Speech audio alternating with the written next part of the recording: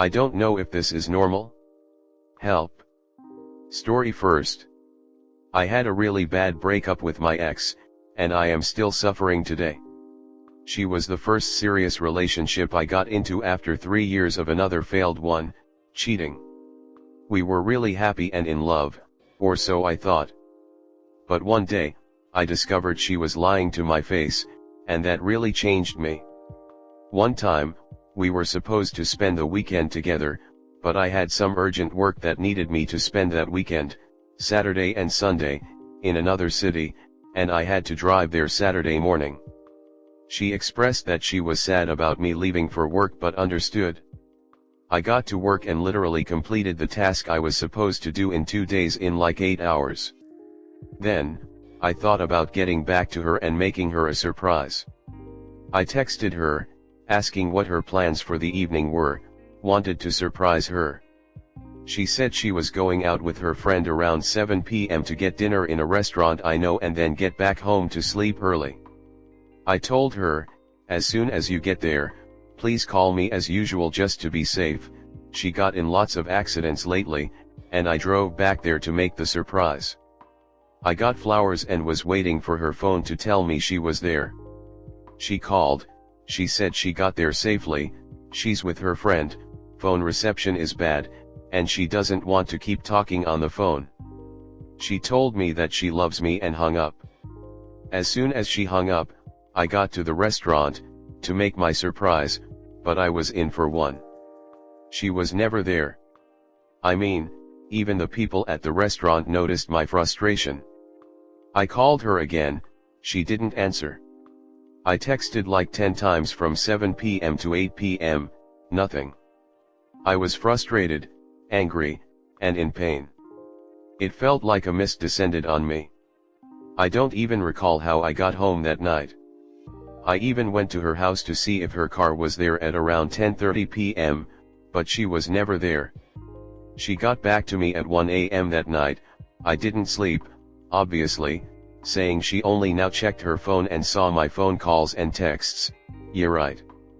I told her I'm not willing to talk about it on the phone, and we will meet up tomorrow to talk about it because I wasn't in the right state of mind. We met up that Sunday. She said they went to another restaurant, but she didn't bother to tell me they changed plans as I was already away. She started gaslighting me about how I didn't trust her and made it on purpose, as if to test her. I'm not that type of guy who would make his partner uncomfortable, even with my past story of infidelity that I had, and she knew about. It was always, tell me about your plans and be safe. I trust you. Going to a party or dinner without me, just tell me. I don't even press to know with whom exactly, this will be relevant later. She said she's hurt and wanted to take some time off the relationship to process things. I reluctantly agreed. So, for the following week, she spent every night at a different club, thank you, Instagram, and just casually texted me, asking how I was and how my day was. I got a phone call the following Saturday from her saying her aunt died. I just drove to her parents' house to comfort her. We met up. She was sad but not about her aunt dying. She was sad because she had plans to go out that night to party, but her aunt passed away, so she had to stay, and her new friends bailed on her, and I was the one she knew who would always show up, yeah, a spare tire. I was furious because she actually meant it but never said anything out of line because it wasn't the right time or space to discuss that. She went on rambling about how great things were before and opened up her Instagram archive to show me stories she posted on a prior trip we went on together. The night before the trip, she went to a club, and I knew about it. That night, she posted stories, too, but to my surprise, in the archive, there were stories posted as close friends only that I never saw. Yeah, I'm her boyfriend that wasn't in her close friends list. She said she forgot to add me. I felt like something in my mind literally snapped and went from raging inside to absolute emotional shutdown. I just said these words, I'm sorry, I just can't do this anymore, got up, and left. She begged and pleaded, but I was just done. I'm gonna spare all the other details of her trying to fix things and saying she loves me. I completely ghosted her, went no contact, and blocked her everywhere. This happened in October 2022, and I'm still in this state of apathy where I can't open up or even show emotions. There were some girls who wanted to get close to me after the breakup, but I always showed no emotions. Any advice or suggestions on how I can overcome this? Comment. Therapy. You went from one bad relationship to another and she triggered your trauma in the worst way. Your body's emotional response after being treated as if you were second class was to simply shut down. And now after two traumatic experiences, your body has put up walls to prevent getting close to someone. Read The Body Keeps the Score. It will explain how your body reacts to trauma and how finding positive coping mechanisms can assist. Sorry to hear that, dude. It's okay to shut down sometimes to avoid being hurt once more.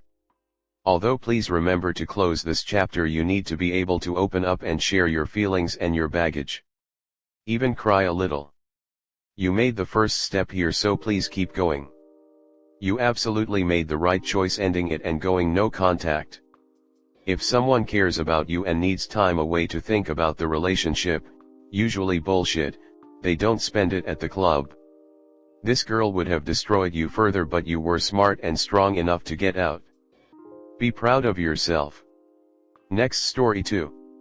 Brother-in-law wants to divorce my sister, leave her with nothing and go out with other women.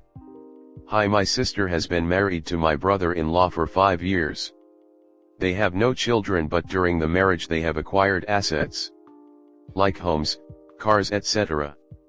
He comes from a wealthy family. She has mostly stayed at home taking care of the house needs and even taking care and cleaning up after his family. A couple months ago we learned he was changing things from his name to his mother's name. My sister caught him flirting and messaging other women. She supported him through a lot of things. Now while still married he's been going out with other women, leaving my sister in a bad emotional state. We're constantly having to watch over her because of some of the things she says she wants to do to herself. We didn't know, but for the past 2 years he's basically just ignored her, left her at home while he goes and flirts with other women.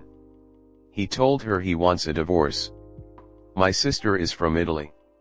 She became a resident 2 years ago. She got it because he's a US citizen. They've known each other for the past 8 years, though he would frequently come and visit her in Italy because he has family there. My sister is saying she does not want to talk to a lawyer and wants nothing from him. I am trying to tell her she should talk to one, but she isn't listening. Should she talk to one? She has evidence of people sending her pictures and messages of him with other women. I think my sister should get something from him even if she doesn't want to. Comment. Yes, your sister should get a lawyer ASAP and take his cheating arse to the cleaners. Try and convince her to at least talk to a lawyer and weigh the options and then decide. He should face the consequences of his actions. Wishing you and your sister the best, mate. I really hope your sister decides to screw him over in the divorce with the evidence she has. Either way, support your sister and be there for her irrespective of her decision, mate. 5 years may not be enough time to do a full 50/50 asset split. In most states it is 10 years, but the fact that assets were accrued during the marriage means that she is entitled to some. She most definitively needs to contact a good divorce attorney ASAP.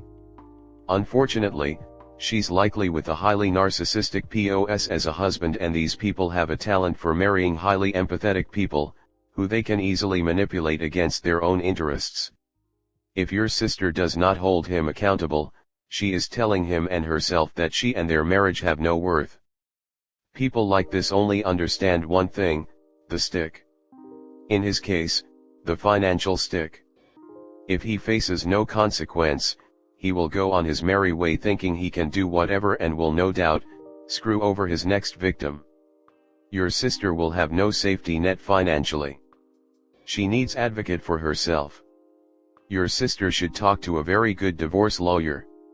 Since your BIL come from a rich family and is doing financial shenanigans, good divorce lawyers likely will jump to represent her once she shows them some evidence. My guess is other experts will be involved, like a lawyer that traces financial assets and investigators. Your sister at a minimum should at least do a consultation. I believe that I have read that assets gained during a marriage are harder to shield from divorce sharing.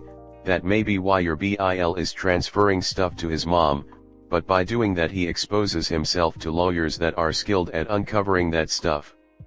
Your sister could get rid of a lot while being in for a big payday in the process.